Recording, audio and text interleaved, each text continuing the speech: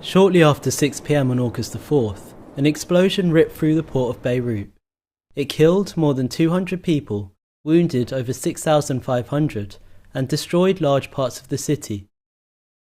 Forensic architecture was invited by Madame Mas to examine open source information, including videos, photographs, and documents, to provide a timeline and a precise 3D model to help investigate the events of August the 4th.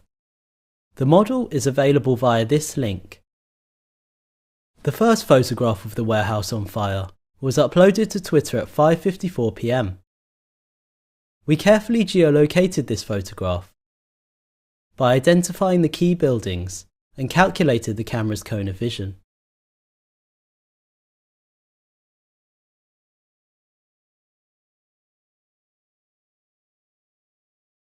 In this image, we identified the location of the source of the smoke plume at the northeast corner of Warehouse 12.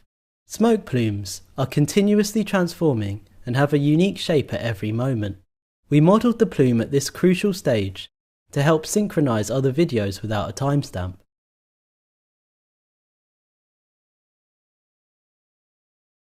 A video shot at around the same time from one of the balconies of the residential tower building shows the same source of fire clearly on the same side of the warehouse. The shape of the plume and the heat source suggests that the fire had evolved. Another video, starting at 5:58 p.m. from the nearby St. George Hospital, provides 10 minutes of uninterrupted footage of the warehouse. Within 2 minutes, the smoke thickens and its colour changes to a darker shade. According to Gareth Collett, a UN explosives analyst we consulted, this suggests that the material burning inside the warehouse has changed.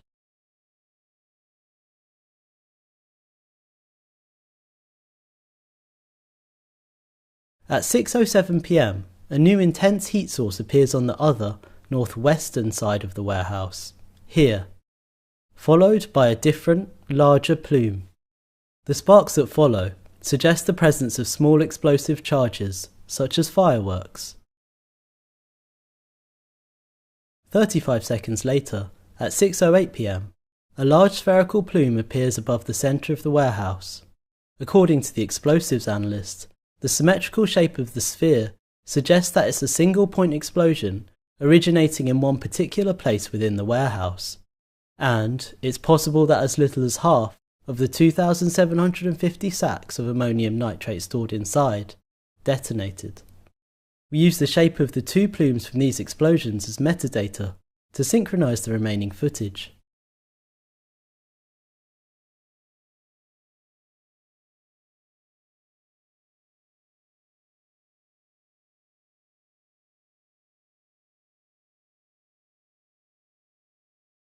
This video, taken from further back, provides an uninterrupted view of the events that followed. Within the span of 9 seconds, the spherical plume projected high into the atmosphere. Several tons of particulates thicken the air, and a red-coloured plume, 755 metres high, rose over the warehouse. We have thus identified 4 types of smoke plumes emanating from different parts of the warehouse within the space of these 14 minutes. The first plume, at 5:54 p.m, emanates from the northeast corner of the warehouse. The second plume, at 6 p.m, is from the same source point but has a darker colour. The third plume appears on the northwest side of the warehouse at 6:07 p.m. The final plume is developed from a spherical explosion located at the centre of the warehouse at 6:08 p.m.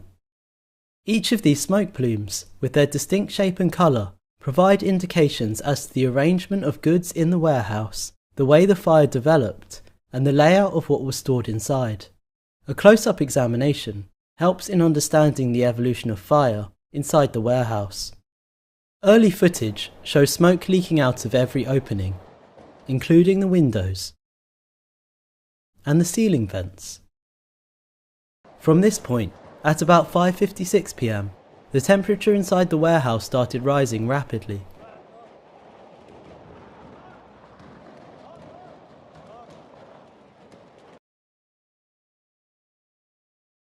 The smoke is visible as it changes colour to a darker shade, in this footage, from the east side. We stabilise the footage to reveal the full extent of the warehouse. The sounds of fireworks starts being heard at approximately 5:59 p.m. It shows that many windows and doors are shut. According to the expert, confinement creates hotspots, areas of high temperature in which ammonium nitrate can get close to its combustion point.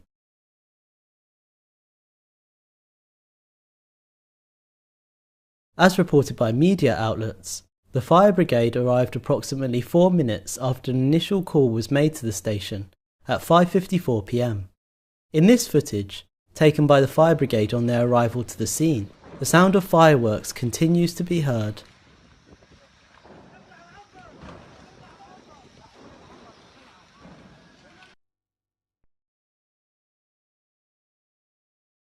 The 2,750 tonnes of ammonium nitrate were unloaded to this hangar in October 2014. And, as early as December of that year, various port and customs officials warned of the dangers posed by its storage. Many subsequent warnings were issued. In February 2015, for example, a chemical forensics expert commissioned by the Lebanese courts to report on the state of the stored ammonium nitrate described that 70% of the sacks were torn open, their contents spilling out, and some of the crystals had darkened.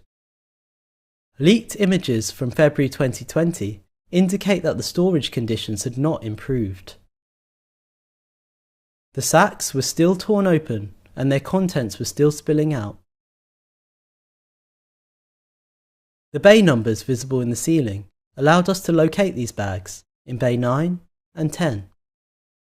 The images show the presence of a container and a stack of wooden pallets.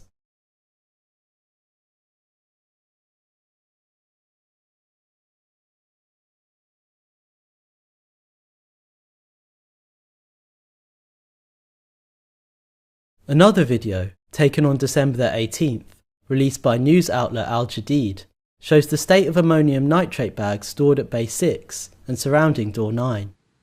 Stacked ammonium nitrate bags are blocking the entrance. Here we can see the numbers for Bays 4 and 5. On the right of the videographer, between Door 9 and 10, a white coloured wall is visible, suggesting the presence of a small service room.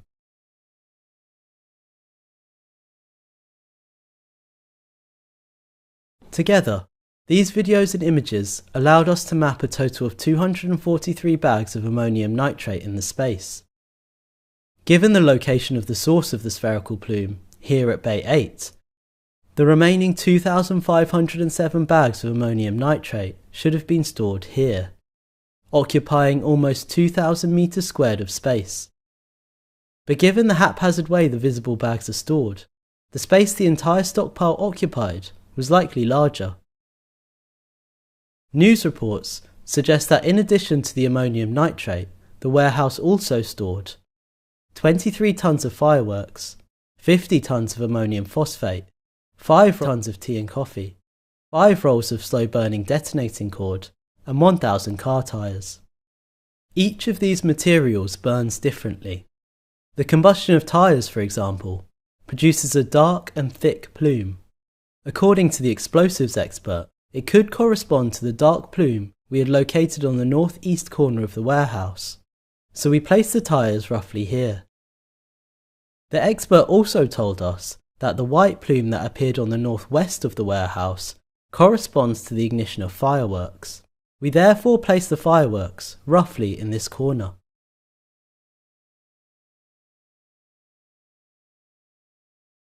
From an engineering perspective, this is the spatial layout of a makeshift bomb, on the scale of a warehouse, awaiting detonation. According to Gareth Collett, ammonium nitrate is extremely difficult to detonate by fire alone. However, when confined and contaminated, this can lead to catastrophic detonation. It is sensitized by the presence of even the smallest quantity of additives, and hence should be separated. We reviewed international standards for the storage of ammonium nitrate. Internationally accepted benchmarks include British regulations. According to British standards, stacks of ammonium nitrate must be limited to 300 tonnes, and each stack must be at least 1 metre away from walls and other stacks. Australian standards are more stringent. Bags must be arranged in 500-tonne stacks, but should be stored 890 metres away from the closest residential buildings. Using their equation to calculate safe distances, we can determine that a 2,750 stack of ammonium nitrate should have been stored 1,570 metres away from the closest residential building. NASA's damage map illustrates the extent of the blast.